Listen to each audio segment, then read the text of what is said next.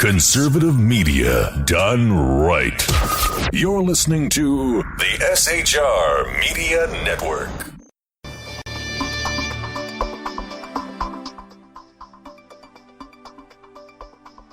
I'm Jason Miller. Tonight on the Evan Miller Report, breaking news out of Boston tonight as Jonaf Tsarnaev is sentenced to death. We have the late-breaking details on tonight's program. Also on the program, Danish militant sees the Ramadi stronghold, the capital of Iraqi's largest province. We have the latest out of the region tonight. Burundi's President Pierre Nkurunziza has thanked the army on his return after a failed military coup in his country. In the UK, David Cameron says he will look at proposals for further Scottish devolution. And John Kerry is urging China restraint in the South China Seas. I'm Jason Miller. Corey Evan is on assignment tonight. Also on tonight's program, Ed Martin, the president of the National Eagle Forum, will join me to talk about his new column in the Washington Times. The Evan Miller Report for this Friday, May the 15th, 2015, starts right now. Live from Southern California, this is the Evan Miller Report. Jason Miller with news and politics, Corey Evan with business and entertainment. This is the Evan Miller Report on SHR Media. Here now, Jason Miller. And a very good evening on this Friday, May 15th, 2015. I'm Jason Miller, and we do start off tonight's program with breaking news.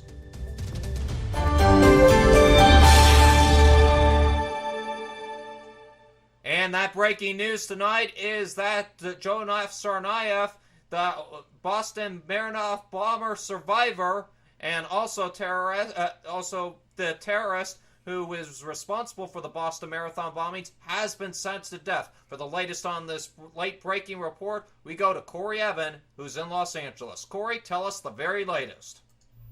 Jay, this is the biggest relief that taxpayers will ever hear, I think. A jury of 7 women and 5 men sentenced Boston Marathon bomber Jonaf Tsarnaev to death by execution, closing one of the most painful chapters in Boston's history. Tsarnaev looked straight ahead, showing no emotion as the sentence was read. Jurors wiped away tears as the judge thanked them for their service. The judgment comes from the same jury who found Tsarnaev guilty on all 30 counts related to the April 15, 2013 attacks and 4-day manhunt. The jury found him responsible for killing 4 people, seriously maiming 17, and injuring hundreds more. Reaction to the sentencing was swift, with praise for the difficult work of the jury in making a decision that many said was just, including us at the Evan Miller Report. Marathon survivor Sydney Corcoran posted on Twitter that she was relieved with the decision. Carmen Ortiz, the U.S. Attorney for the District of Massachusetts, said after the decision that Tsarnaev's crime was not motivated by religion, it was motivated by politics. She said the gravity of the crime, the murder of a child, a police officer, and 2 young women, merited the death penalty. His 4 defense attorneys left the courthouse through a back door. They walked away quickly together, ignoring questions from reporters. I don't blame them. In the end, it all came down to one question. Should Tsarnaev be put to death or spend the rest of his life in a federal prison with no possibility of parole? Well, obviously the latter would have kept him on Earth an additional, I'd say, around 50 years. Probably more. And all of that would have cost the taxpayers millions, I think. Because you have to imagine that each of these criminals costs in the tens of thousands each year just to keep them locked up. So, right there is a taxpayer relief. But at the same time, I think the death penalty for Mr. Tsarnaev is just in this case. I mean, it's better to send one man unprepared out of this world to meet his God than for him to take any more lives with him. Wouldn't you say so, Jay? Yeah, certainly right on that one, Corey. I think it's a relief to a lot of families in Boston that Jonaf Tsarnaev has been sentenced to death. Not only going to save money to the taxpayers, as you mentioned, but it will give a lot of people closure in knowing that this young man will be put to death for a horrible, horrible crime that he did, and shouldn't have to sit in a prison cell and we have to pay for him to sit there and gloat that he killed all those innocent Americans. Corey Evan with the latest on the breaking news out of Boston tonight regarding Doznar Tsarnaev. Thank you very much, Corey. Corey will be back later in the program with the latest on the business report, and then, of course, tonight's lawsuits across America, and the latest in the entertainment report on the death of B.B. King today. All right, folks, we move on to other news. Today, Islamic State militants, or Daesh, have seized the main government building in Ramadi, the capital of Iraqi's largest province. As many as 6 suicide car bombs and mortars were used in the assault on the compound that houses the main police headquarters and governor's office. At least 50 police officers are reported to have been taken prisoner at the site.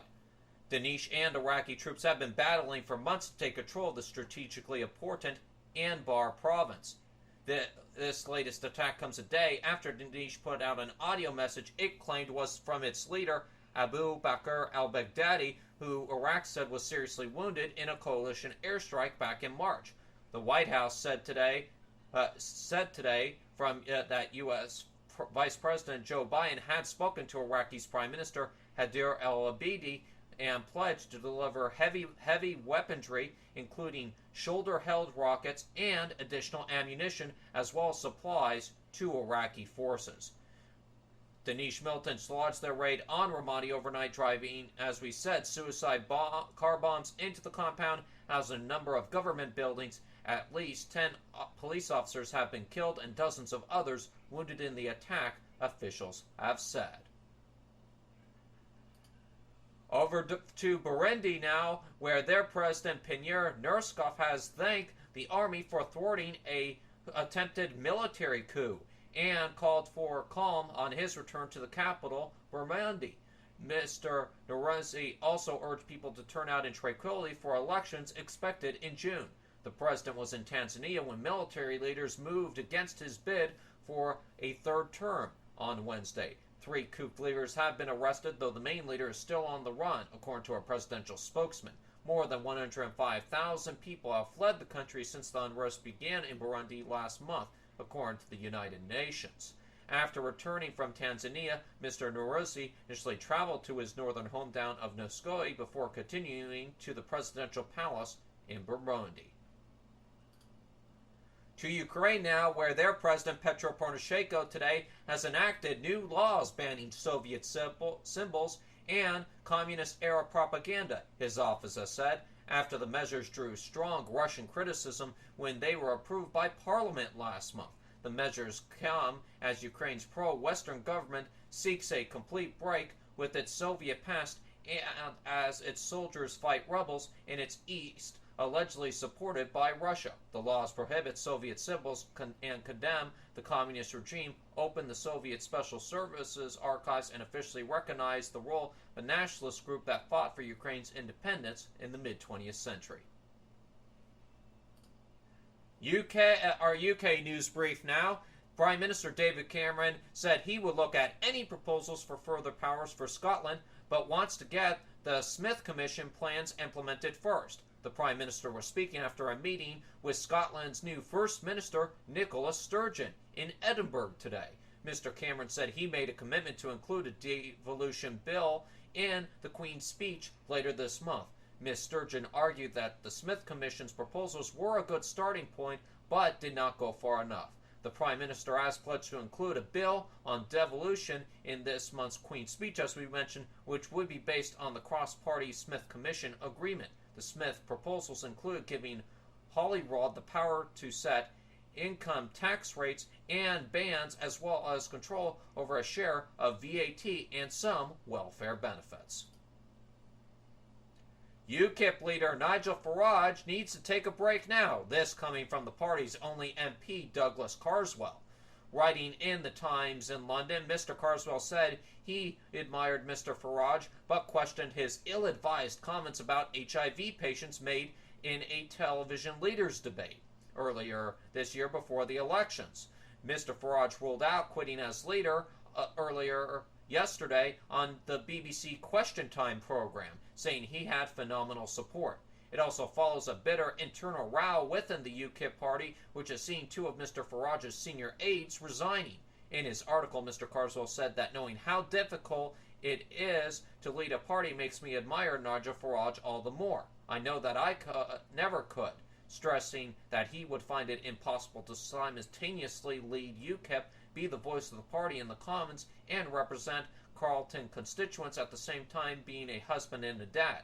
However, he said that even leaders need to take a break, adding, Nigel needs to take a break now.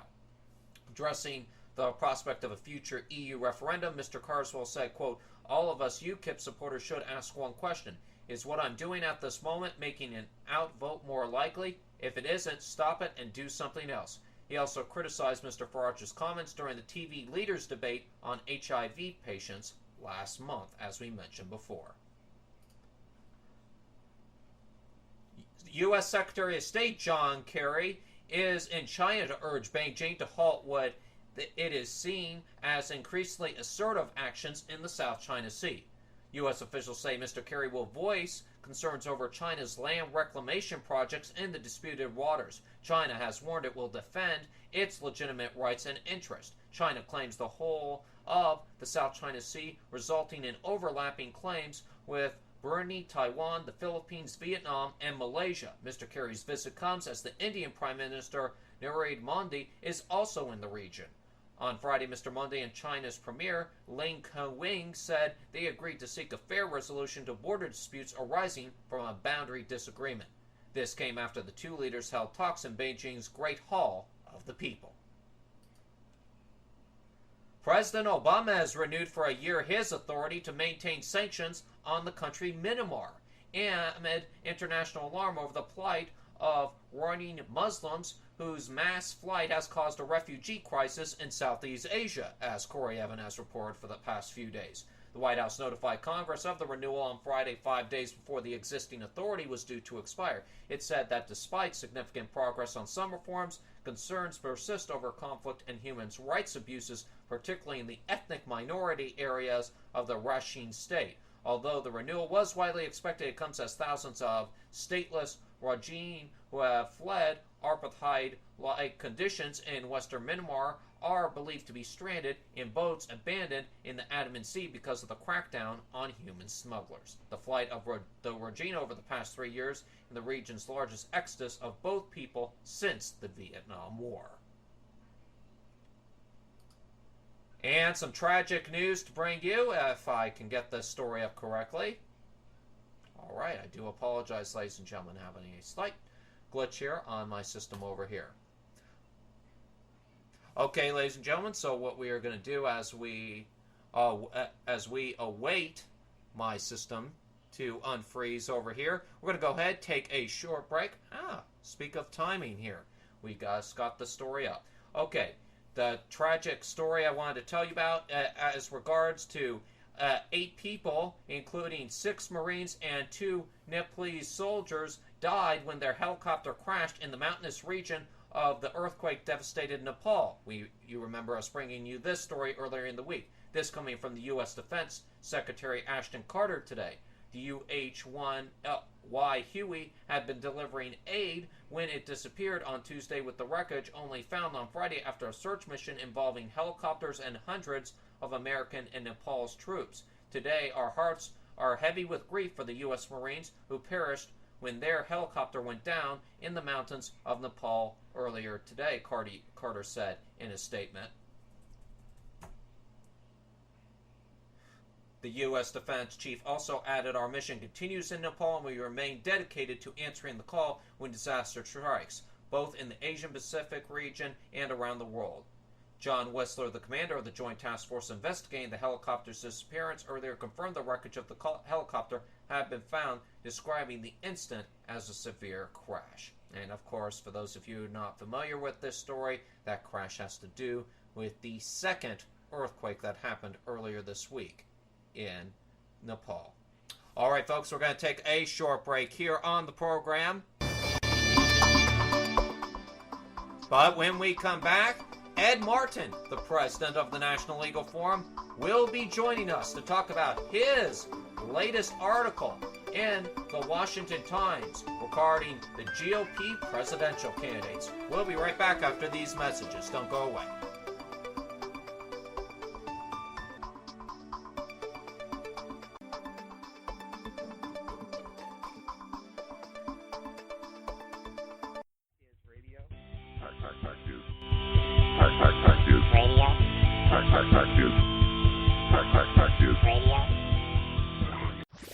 Conservative media done right.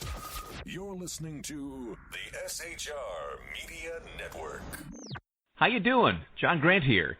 When I'm not slaving over a hot microphone on the 405radio.com Saturdays at 10 a.m. Eastern, I check out Sean and Clint here at Sackheads Radio. We all appreciate the best political bloggers, writers, and commentators. We either get them on our shows or we make fun of them, as it should be. So check us out live Saturdays at 10 a.m. Eastern or forever on the podcasts on the 405radio.com. This is Tammy Jackson, inviting you to join me on the Tammy Jackson Show every Tuesday night at 7 p.m. Pacific on the 405radio.com. Put down that remote and tune into the show that covers politics, guns and the Second Amendment, religious liberties, sanctity of life, the military, and more. I host newsworthy guests and work hard to be a conservative radio show that's not like all the others. So save Tuesday nights at 7 p.m. Pacific for me, Tammy Jackson, on the 405media.com.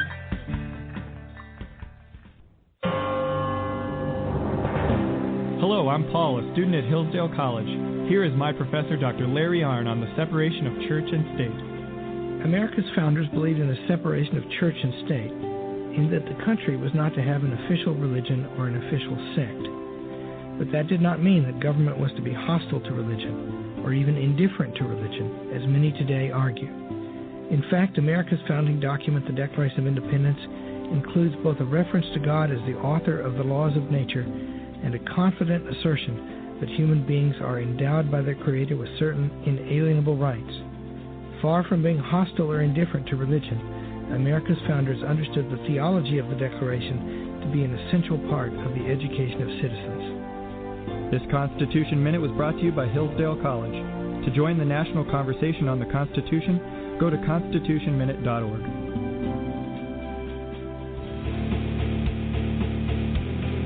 Hi, this is Rooster from Outcry Radio. Catch me here on Blog Talk Radio every Saturday night at 11 p.m. Eastern Standard Time, or follow my blog. Now, back to the Sackheads. Conservative media done right. You're listening to the SHR Media Network. Radio.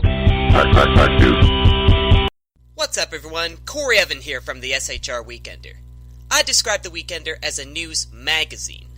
You might describe it as business in the front, party in the back. I bring you the big stories of the week, the ones that matter, and help you make sense of them. But I also bring you lots of fun stories, too. That's because I know you've got weekend plans. Besides, I love doing features. I read the classifieds. I take public figures for a spin. And who else do you know who reads a game show news minute? Thought so. That's what I bring you every Saturday at 3 Eastern, noon Pacific on shrmedia.com. I'll see you on the Weekender. Conservative media done right. You're listening to the SHR Media Network.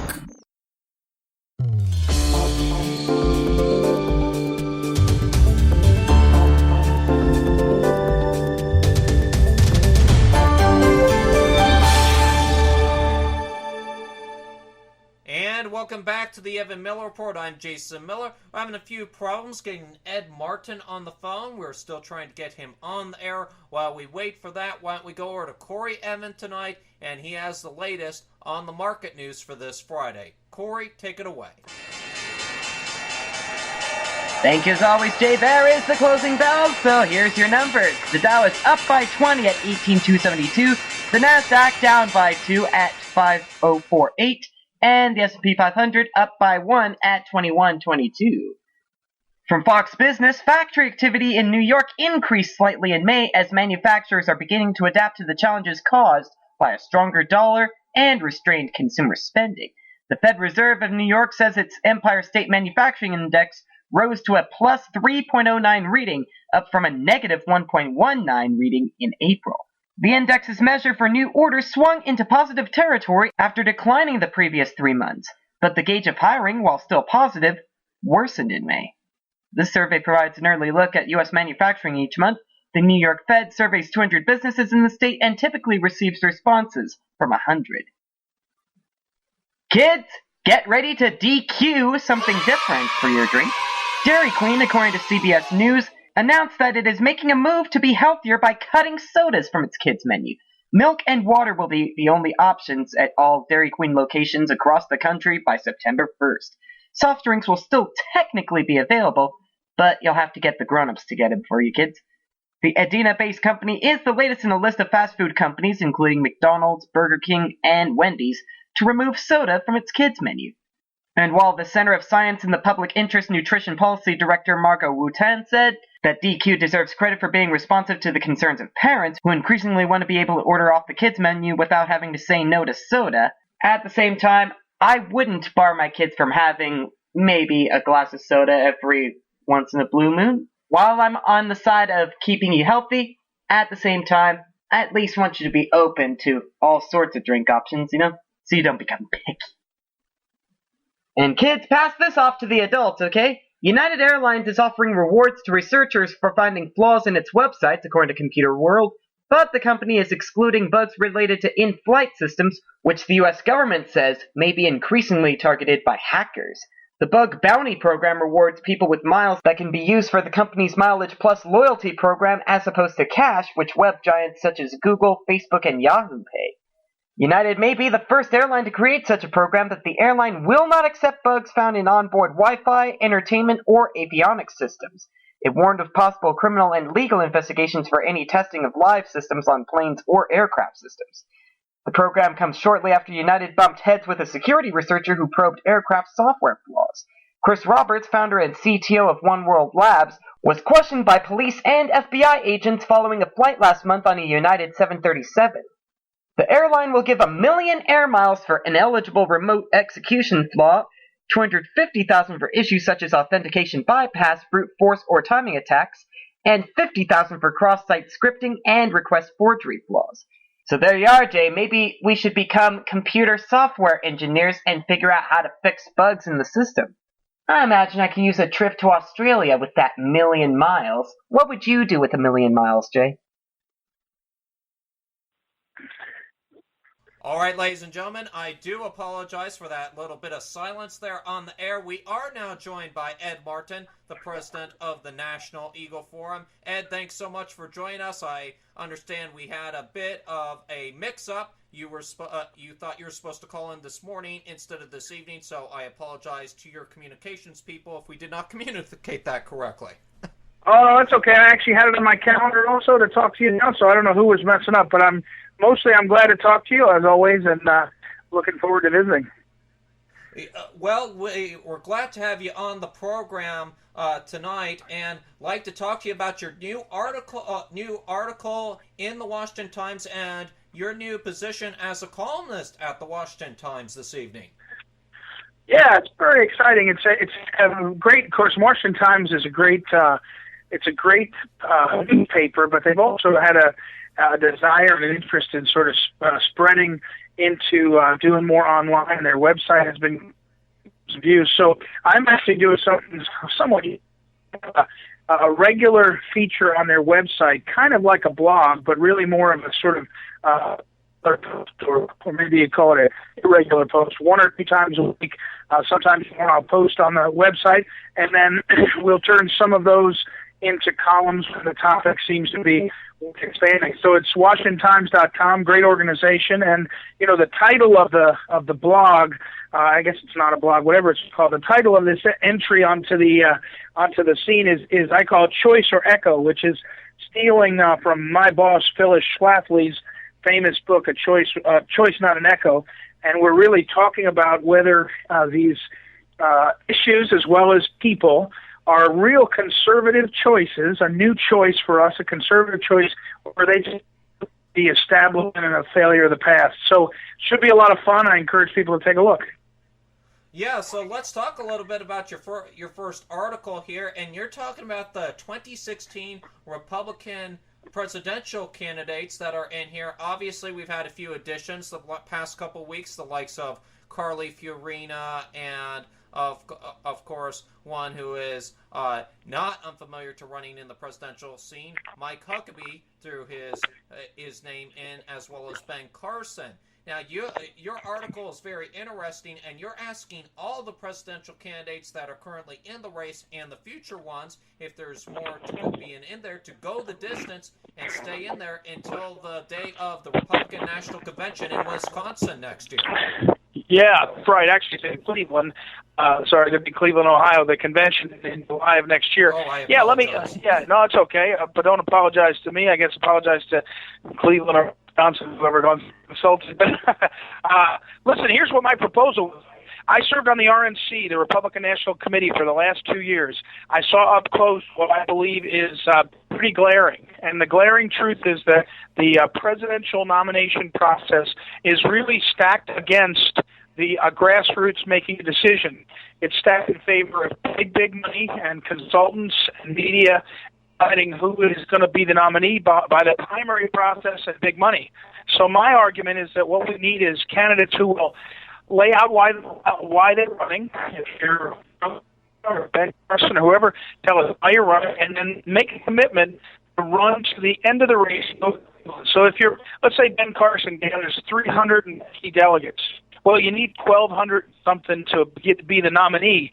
So he doesn't have enough. But he has enough that when he goes to Cleveland, he can make an argument about the future of the party, future of the country, future of our nomination, and I think it's very important. So that's the argument I made. If you go to WashingtonTimes.com or go to the sort of Choice or Echo site, you can see it. But I think it's an important argument about the future, because I want to see the Republican Party nominate a great candidate who can win in November of 2016. I also want to see the Republican Party have a platform that continues to be pro-life, pro-marriage, be pro-America's thing in the world, and that's important. And I also want to see a Republican Party that enacts rules that will make it so the grassroots are empowered. And I think the best way to do that is to have a convention in Cleveland where there are lots of strong candidates who have run for president for a year and a half who are there to say this is what we believe in and this is why it matters. And I think if they do that, I actually think there's a pretty good chance that no one will arrive in Cleveland with the needed majority, and we'll have a convention that will include a decision about the nominee. Now, you bring up an interesting point, because you remember back in the convention back in 2012, Ed, that we had people from the likes of Ron Paul's constituency who were supporting him. They tried to put their numbers in at the convention, and John Boehner, who was the head of the Republican National Convention last time, we expect him to be the head of the convention again, did a last-minute rule change, caused a lot of controversy, and they were forced to change the rules back. But do you believe that that was the recite for the reason why Mitt Romney lost, is because we couldn't keep control of our party and we didn't let the process go as the process I wasn't in Tampa, so I have to say I wasn't firsthand, but what I heard secondhand and read was that there was tradition in the last 30 years. The last contested convention where we were close to having the decision made at the convention was 1976, when Reagan came to the convention and almost won. Since then, it has the operation of the nominating process is big money spent in primaries, one candidate becomes the presumptive nominee, and then he, so far it's been a he, dominates the rest of the process. So, Romney's people were there and they were saying, we're the nominee, get out of our way, we don't want any participation or dissension or anything we don't want. And most Republicans are like, well, he's the nominee, let's get out of his way. And that's unfortunate. See, that's the problem. Same thing happened in 2008 with McCain. He became the nominee. By the middle of April, he puts his thumb on the scale. Everyone gets out of his way, and then we have those conventions where nothing is decided and nothing is meaningful. I think the public looks up and thinks both of you parties are sort of pathetic and not really exciting and not really meaningful to me. So I don't know whether it costs anybody anything, but what I do know is the people who go to the convention are the rank and file Republicans. You have to be an active participant in politics at the precinct level, county level, be a delegate. Those are the people that I believe are the Republican leaders, grassroots leaders who should help define our party, set the rules, make our platform, and pick our nominee. It shouldn't be media, political consultant, big money guys in Washington, D.C. who are deciding who raises $100 million to a super PAC so he can run ads in all the states and therefore persuade people to vote who may or may not be Republican and put in the process. So my proposal, which I call Go the Distance, which for those of your listeners who are fans of movies, it's one of the phrases used in Field of Dreams, the Go the Distance, is that people should go the distance. And we should support and encourage candidates. I've actually been meeting with conservative groups and leaders, and we have to support candidates in getting these races, and we have to give them the impetus and support for being our people, not just when it's easy, but when it gets harder. Yes, and Ed, really, when it comes to conventions are supposed to be exciting. This is the normal process that we do have this convention, that we have multiple people, and they count these numbers in this convention. A contested convention is nothing unusual. When did it become unusual that the Republican convention, when it comes down to the convention, that you have to have your nominee set to go and ready to vote on it? Why has it become so controversial in the past 2 decades? Well, it's actually about a 100-year problem, and so the movement is the cause of many of the roots of our problem in America, whether federal income tax or taking away the selection of our senators by the state legislatures and a bunch of other stuff. But one of the movements was there was a reaction against the machine politics of the early 1900s. And as Rahm Emanuel would say, never let a good crisis go to waste, and Obama would follow his lead. The progressives then took what was a system that had Republican and Democrat conventions where the rank and file choose their candidates, and then elections where everyone votes, and they said, let's mess this up. And so over the last 100 years, they've created a system where non-Republicans, non-Democrats are voting in the Republican and Democrat. I tell people it's the manager of the Cardinals, the St. Louis Cardinals, gets fired, and that the owners decide we're going to let you elect the next manager. And then instead of having the Cardinals fans elect them, the Cubs fans come in and vote. I mean, this is so silly. It should be comical, except it's happening. So the progressives over the last 100 years, and it took hold especially in the late 70s and then into this current situation, they have a system where they distract regular voters in the primary with tens of millions of dollars of ads in which they're mostly lying, and they ask liberals to vote in Republican primaries and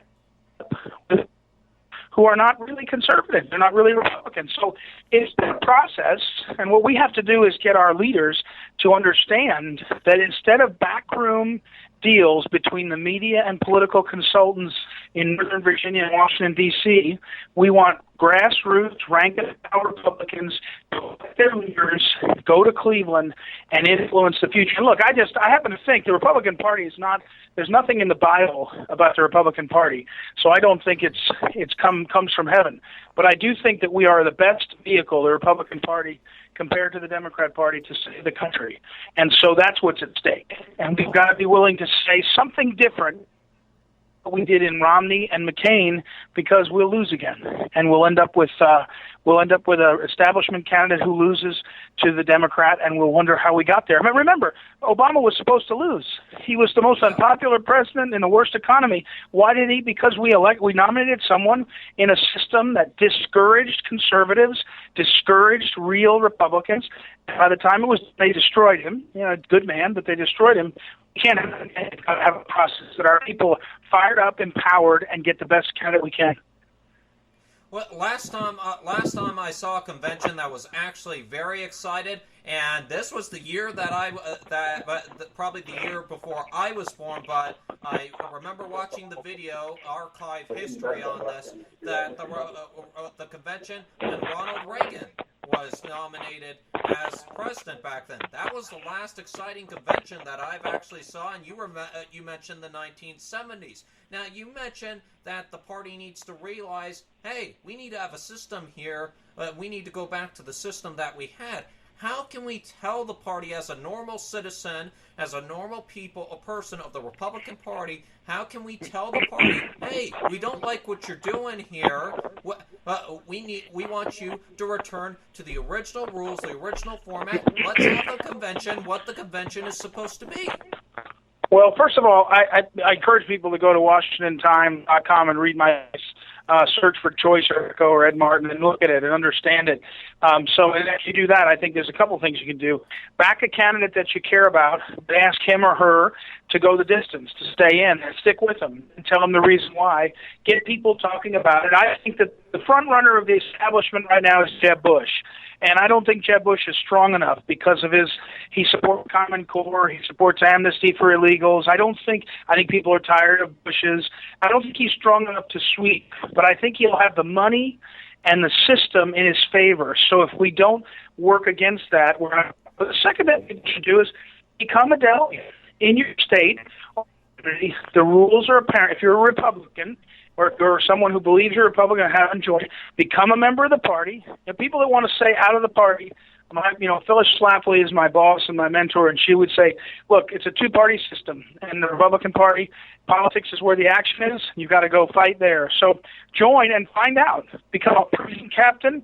Try to get to become a county level and don't work your way up. Learn how to run your way up. Become friends with the leadership and say, I care about this, and get involved. It just takes, like everything else in life, it takes work, it takes patience, usually takes a good bit of prayer and grace, but, that's what you do. And I think those two things, you like, but also get involved. Start or voice heard. And in this environment, if we all do that, the public will be heard, the Republicans will be heard by these candidates because they need it. And I think we'll see something great.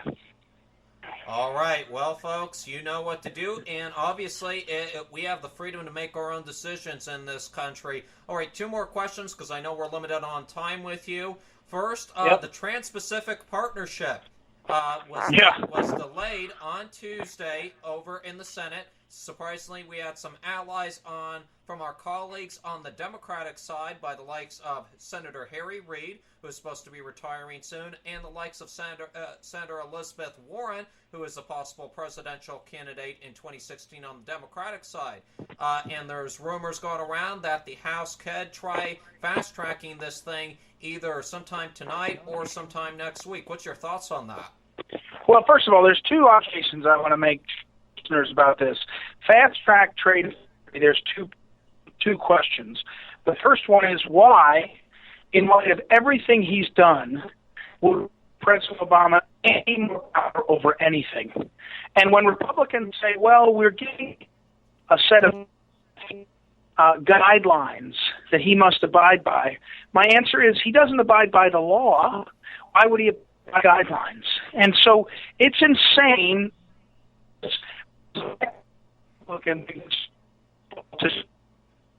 Obamacare, the amnesty by executive order, everything else is about to do that.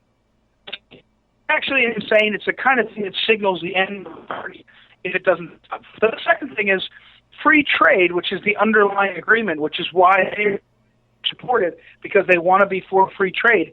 Free trade is a really nice idea, but it's only a nice idea. It's been a failure for America. China cheats, the other nations cheat, and we're unable to enforce the rules against the cheating nations because we have to go to the WTO, which is like the UN except weaker. And so we need to admit that the reason why there's so few American jobs is because places like China they'll not only steal our patents and trademarks and our copyrights and our intellectual property, but they take away from us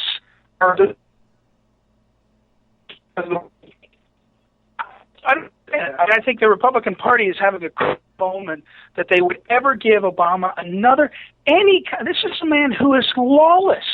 He's a lawless. He doesn't even care what the law is.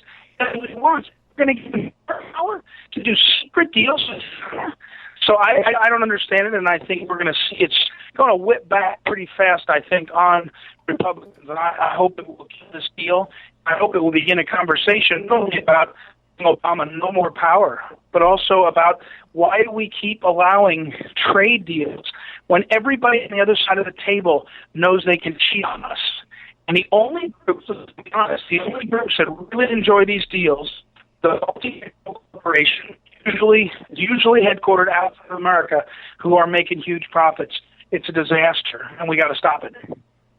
Absolutely right. Okay, final question for you. Obviously, I'm sure you were following, just like we were here at SHR, the big victory of the Conservative Party over in the UK last week. What do you think about the results that David Cameron now has that Conservative majority, even it may be slim? And what do you think he needs to do with his government over in the UK to possibly clean up Europe? Well, I have two observations. Number one is David Cameron is not a conservative. He's certainly more conservative than the Labour Party, but, his consultant was Obama's Jim Messina, who, happily said David Cameron's great. He's good on gay marriage. He's good on growing the size of the social system, et cetera, et cetera. So, I think it's better than the Labour Party, which disintegrated.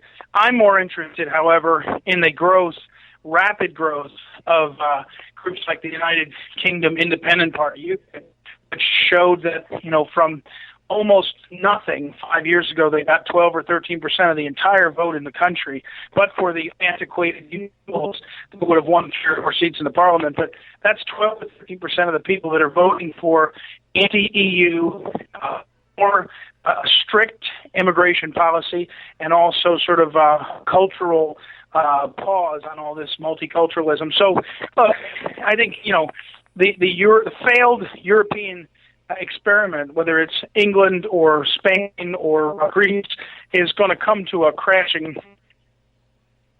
And, I think David Cameron is the last of the old emperors as it comes down.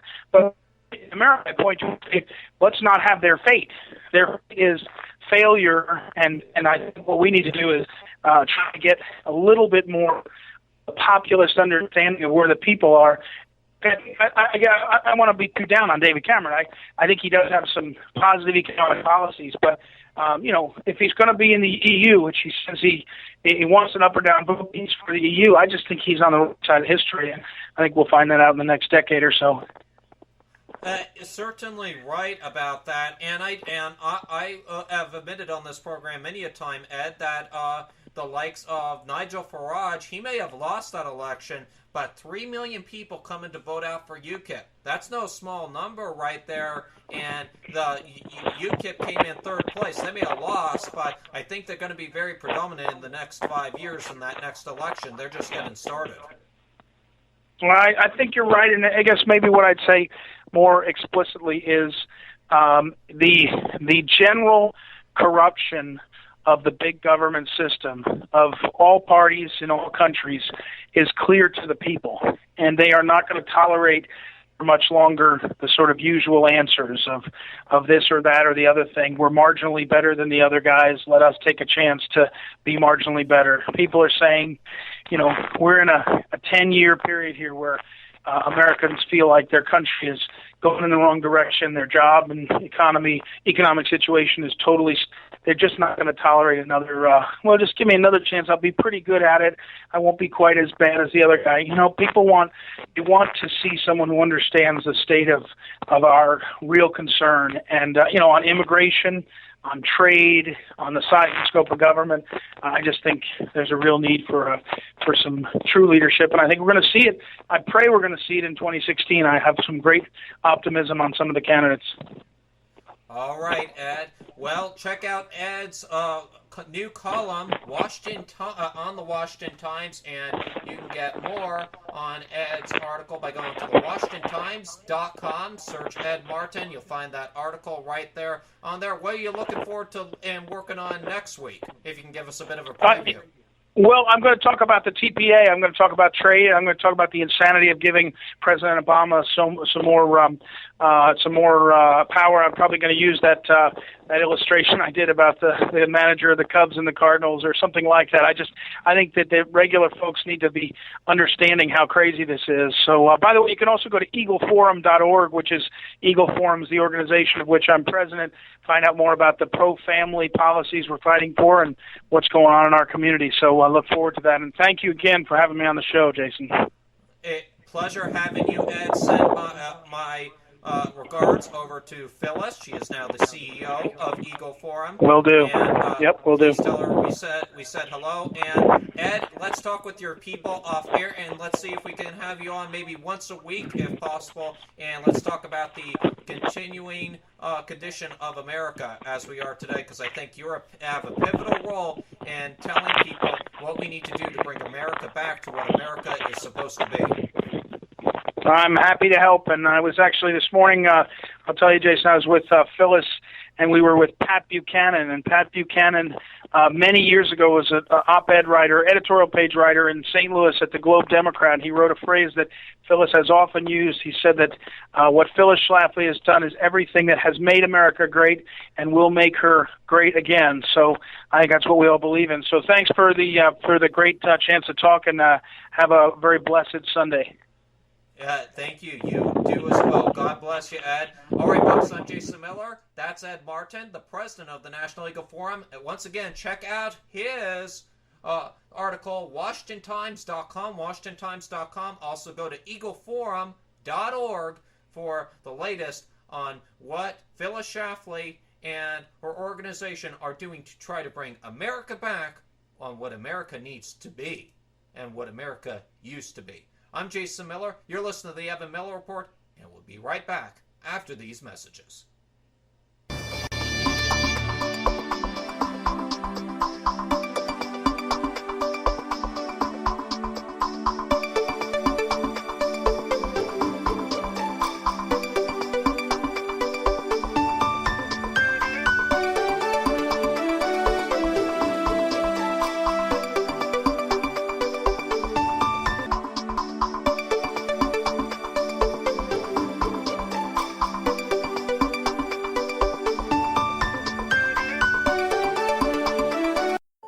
There are more than 3 million children in America's child protective and justice systems.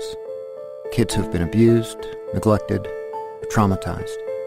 Kids who've begun to act out. The worst situations you can imagine. They've been told repeatedly they're worthless, messed up, or written off completely as a lost cause. For their safety and others, some of these children have to be removed from their homes, separated from their families. They're at the mercy of an overwhelmed system. Every 38 minutes, another troubled child is referred to Youth Villages. Youth Villages believes that no child is a lost cause, not a single one, because a stable, loving family can help any child succeed. And we have an 80% overall success rate that proves doing whatever it takes for children is the only thing that works. If you agree, find out how you can help at youthvillages.org.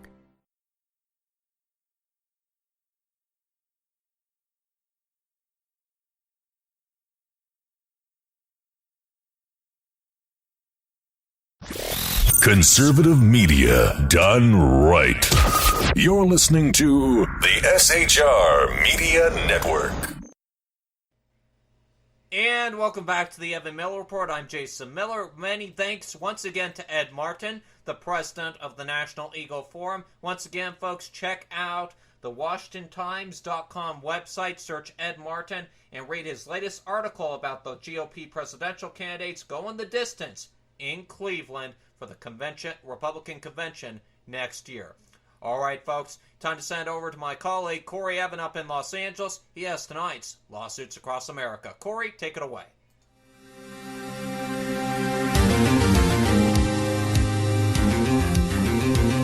Thank you, Jason. Ladies and gentlemen, please be seated and come to order. Lawsuits Across America for this Friday are now in session. First item on the docket. From NBC Philadelphia, an Amtrak employee has filed the first lawsuit in connection to Tuesday's deadly train derailment that killed 8 people and injured over 200 others in Philadelphia. The Bala-Sinwood law firm Coffey, K. Myers & Ollie, which is representing Amtrak employee Bruce Phillips and his wife Khalida of Philadelphia, confirmed with NBC that their clients are filing a lawsuit against Amtrak. Phillips is still hospitalized at Temple University Hospital. Phillips, an Amtrak employee, was deadheading in one of the rear rail cars of Amtrak 188 Tuesday night when the derailment occurred, according to the lawsuit. Deadheading is a practice in which a crew member is transported free of charge when they're not working. During the derailment, Phillips was violently hurled inside the rail car and his body was struck several times before he slammed onto the floor, according to the lawsuit. The lawsuit states Phillips suffered serious and permanent injuries, including brain trauma, multiple contusions and lacerations of the body, multiple orthopedic and neurological issues, and emotional trauma. The lawsuit also states Phillips suffered a loss and impairment of earnings and earning power, has undergone great physical pain and mental anguish, and will have to pay, quote, large sums of money, unquote, for medical treatment. Stay with us here at the Evan Miller Report. We will bring you the latest updates on this, including any possible comments from Amtrak if they give any, which they haven't yet, at least at the time of this publishing, as they become available, and hopefully Mr. Phillips can get something out of this, because for him to suffer those kind of injuries in this kind of crash is truly sickening. Ugh. Warning, the following lawsuit is gross. If you have a weak stomach or are easily offended by gross things, you're excused from listening to this lawsuit.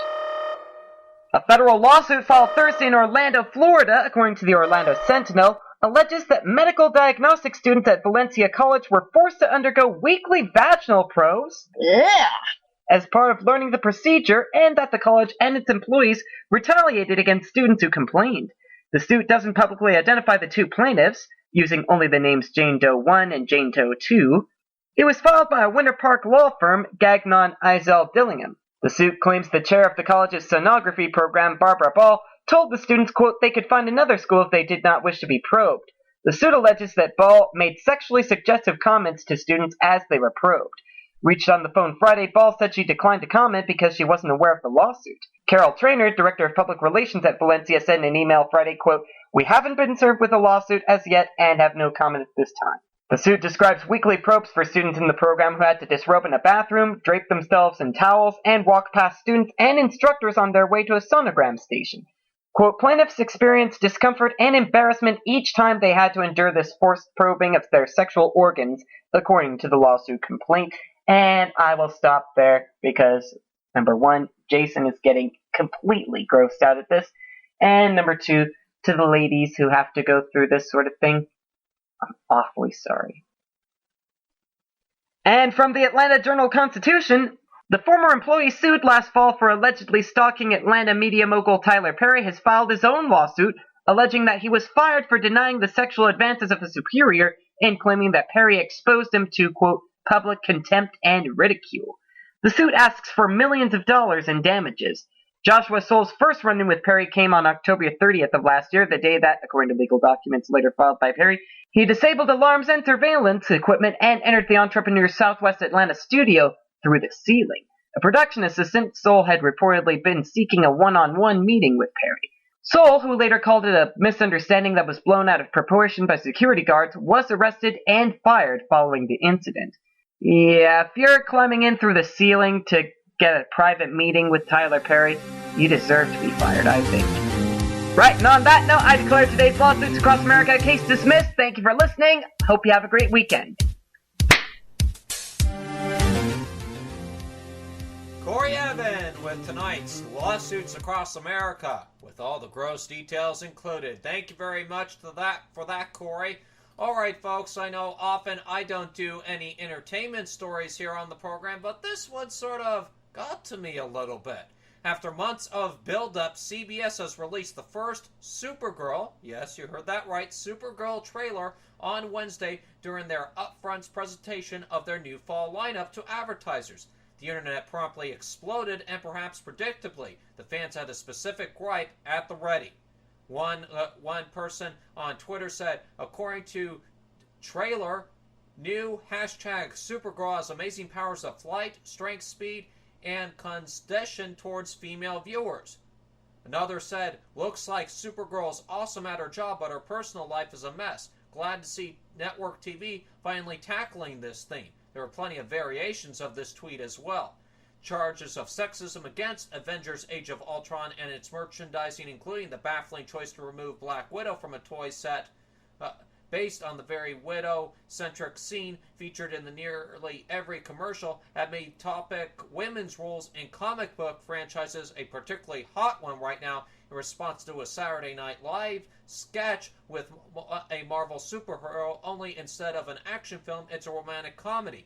And while the second half of the Supergirl cherry definitely makes it feel like a superhero show, the first half from cinematography all the way down to the soundtrack feels beat for beat like the SNL sketch. So, ladies and gentlemen, what can we get out of this? Is Supergirl going to be something worth to watch, or is it going to be a waste of your time?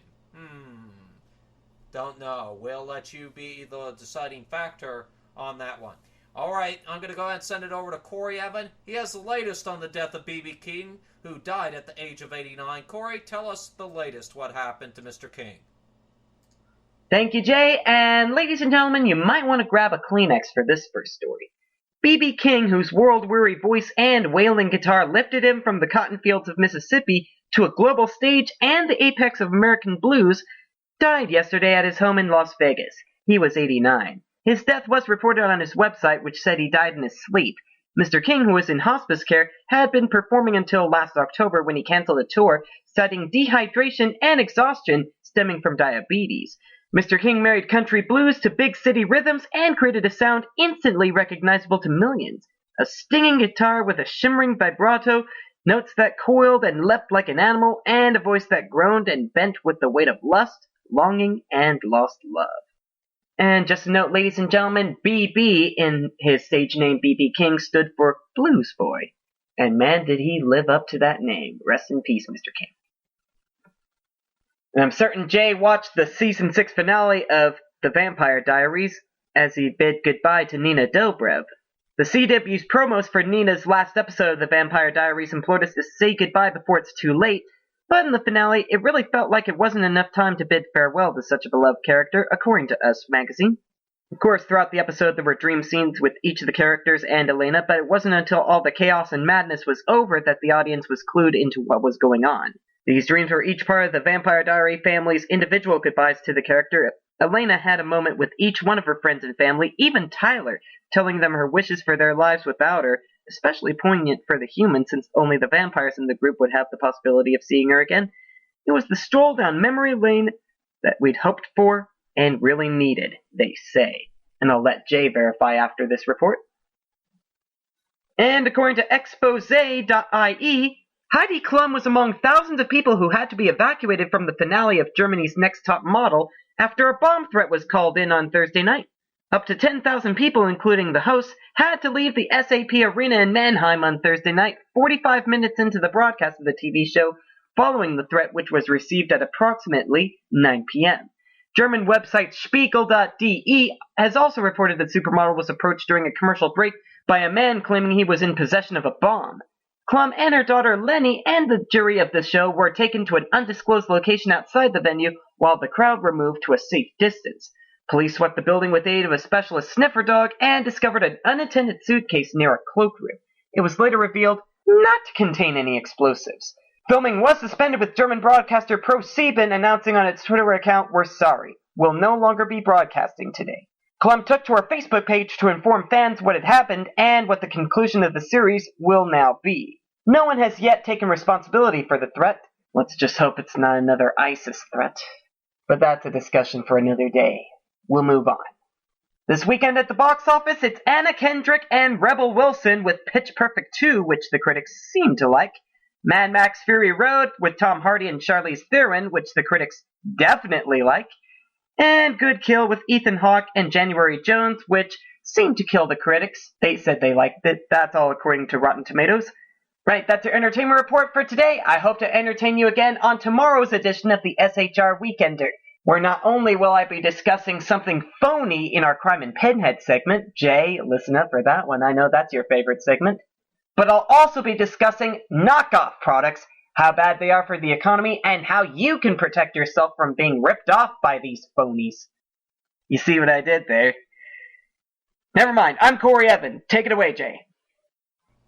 Thank you very much, Corey. Corey Evan with the entertainment report. And don't forget the SHR Weekend News with Corey Evan, 3 Eastern, 12 Pacific. Almost got my time zones messed up. It's been a long week here, ladies and gentlemen. My apologies. 3 Eastern, 12 Pacific right here on shrmedia.com. Also available on podcast later on Spreaker and iHeartRadio. And ladies and gentlemen, we thank you for being with us on the Evan Miller Report for this evening. But again, special thanks to Ed Martin, the president of Eagle Forum, for joining us on the program tonight to talk about how we can get America back to being what America can be again. And for Corey Evan and all of us here at SHR Media, we wish you a great night. Coming up next is the weather forecast with Sarah Keith Lucas from the BBC Met Office. Good night, everybody. The next bout of severe weather is set to rattle across the Great Plains through the course of the weekend. We've got this active weather front tracking its way eastwards. Ahead of that front, we'll see some intense thunderstorms building across the likes of Nebraska, Kansas, Oklahoma, and down towards Texas as well. In this part of the world, there's the chance of seeing 1 or 2 isolated tornadoes, some intense downpours, and some large hail as well. Even towards the east of this area, there's also some heavy rain expected anywhere from parts of Mississippi and also Louisiana, stretching up towards Tennessee as well. Meanwhile, towards the west, cooler air still in charge with a scattering of showers. For British Columbia, it's relatively mild, and there's the mix of sunny spells and 1 or 2 showers. But further south, as we cross the border into the US, some heavy downpours of showery rain across the Rockies, so showers likely for Wyoming and Utah. But for California further south, things are turning a little bit drier during Saturday after the recent rain. And lots of dry weather on the cards for many of the major cities in the west during the course of Sunday and Monday, remaining fairly cloudy at times.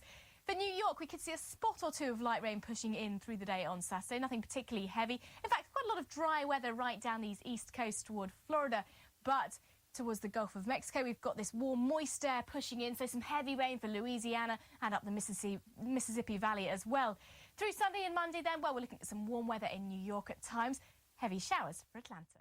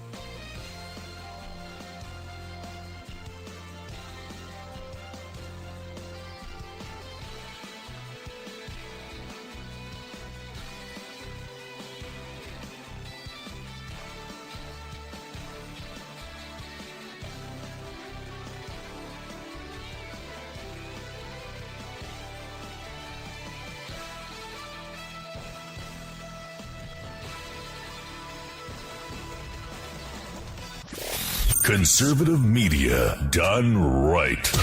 You're listening to the SHR Media Network.